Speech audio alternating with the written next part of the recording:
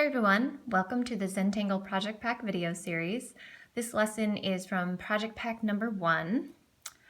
I have a little lesson / challenge for you all here, and I'm going to be working with the following tools. I have a few things from my project pack here. I have all 3 of the white Jelly Roll pens, the 05, 08, and the 10.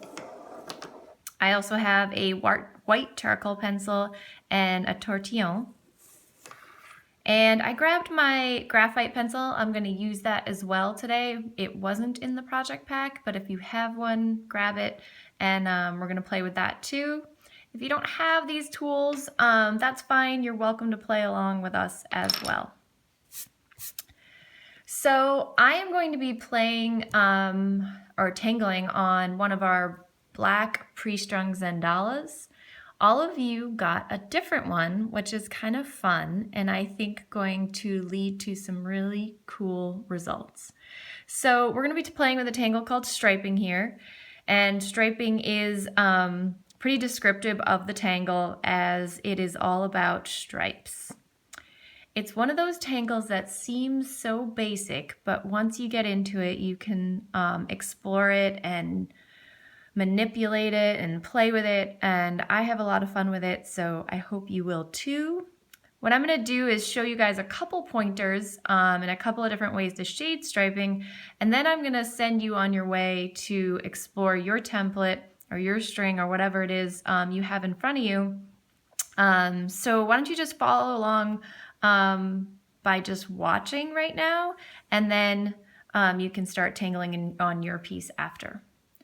I'm going to begin with my number 10 jelly roll here. It's a bold tip, so it's going to make a nice thick line.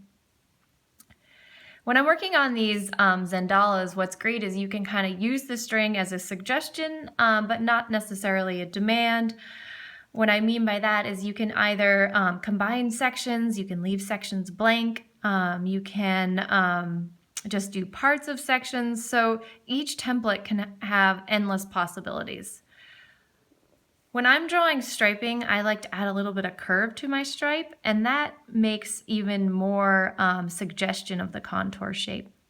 So I'm going to start right here and show you one way that one might put striping in this section. Maybe I'll zoom in for you.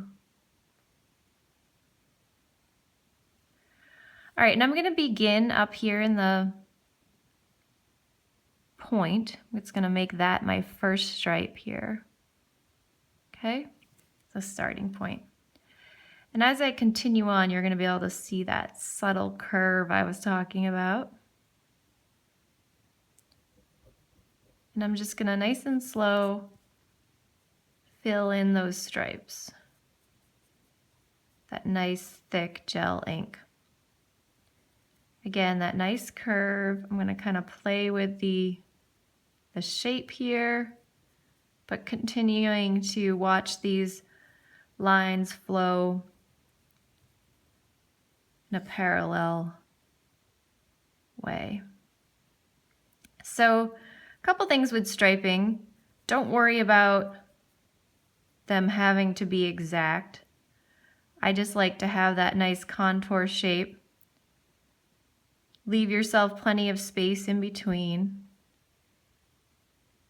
And when you go to do your next space, kind of look at it and decide how you want those curves to go so they don't blend into the other space. So I like to have a little bit of variety.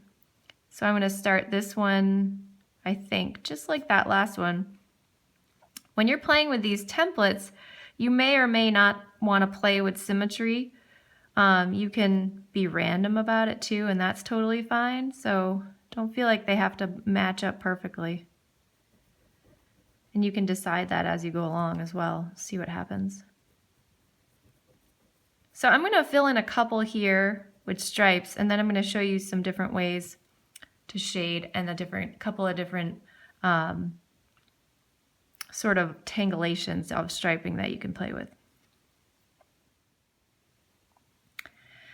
Okay, so I've added a few more series of striping here. I'm not gonna fill in the whole thing because I really just wanna give you guys a couple pointers and then send you on your way and see what you can do with your spaces in front of you.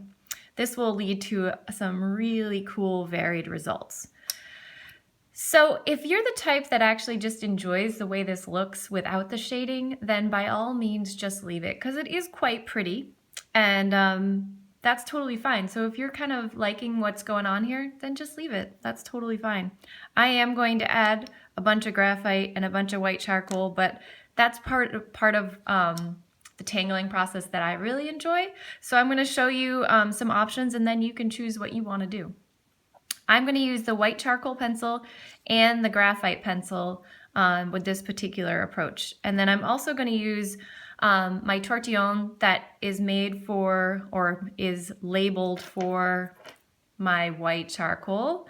Although I notice I've been using it a lot and it's starting to get a little dirty, but that's okay.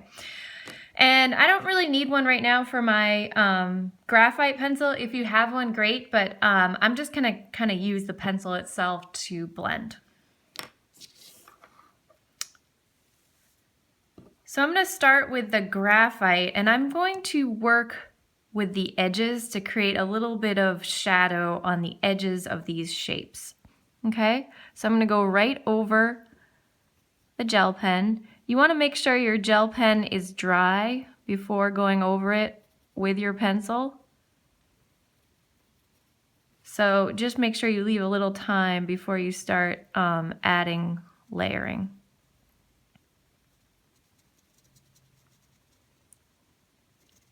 So as I said before, I'm sort of using the pencil itself to blend, which means I'm kind of going between really pressing hard and then also just kind of easing up a little bit. I think I'm gonna add a little shadow down here. Kind of implies that that other shape maybe is going over it. Okay? So I'm gonna do that to all 4 of these shapes. Okay, so I've added graphite to all my spaces here, and this really starts to give it a very sculptural look, I think, and I enjoy the sort of manipulating the spaces a little bit like that.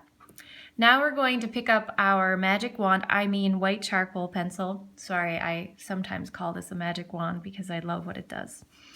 And I'm going to add some highlights. So I'm going to start by just simply looking at the shapes and sort of adding a highlight right up the middle here. So I'm going to go right up the middle, adding a pretty dark white line. And I'm going to go and do each one. And for this, I do like to use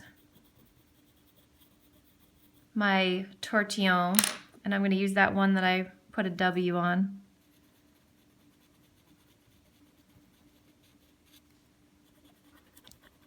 And just kind of lightly blend that white charcoal line.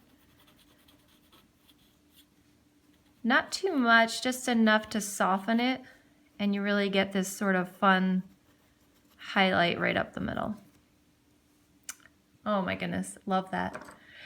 So that is one way to shade the striping. I'm sure some of you have played with some other options, but what I want to do is just send you guys on your way to explore your template to see what you can do. And before I leave you, I'm going to show you a couple of different options.